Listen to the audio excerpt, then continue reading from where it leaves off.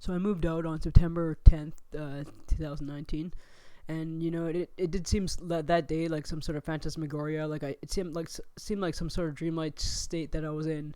It's been a little over a month now, and what I'm realizing is I'm having to sort of actually process everything, like all the negativity and toxicity that I went through, and naturally it's very difficult. It's like I go through phases of anhedonia, which is very common with people with schizophrenia, but not limited to people with schizophrenia.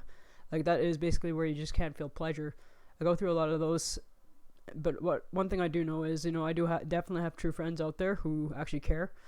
I have, like, when I lost my job in May 2019, like I did like try to write the Schizophrenia Society of Alberta, update my story, and they didn't really reply back because I think it was a little bit too negative, because what the world really wants to hear is positive stories about recovery, and unfortunately I can't quite lie about things, and I know that like I have sort of lied to myself about things. For example, like I'm just like processing right now the whole thing about this gym personal training that I bought, like, and realizing that while I completely respect my trainer, I think he is definitely worth a lot of money, but definitely not $75 per session.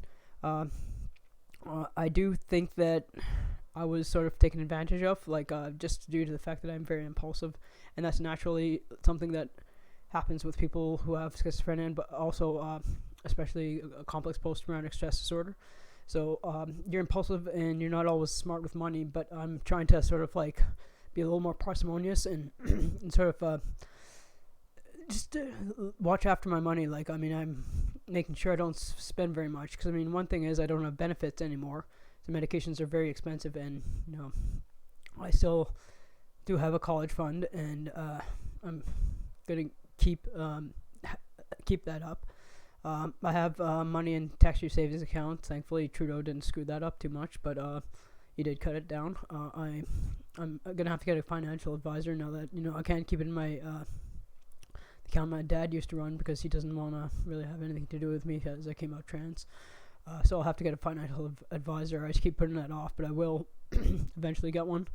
But yeah, just like processing, the whole fact of, like I had to live a double life, and now I'm finally free.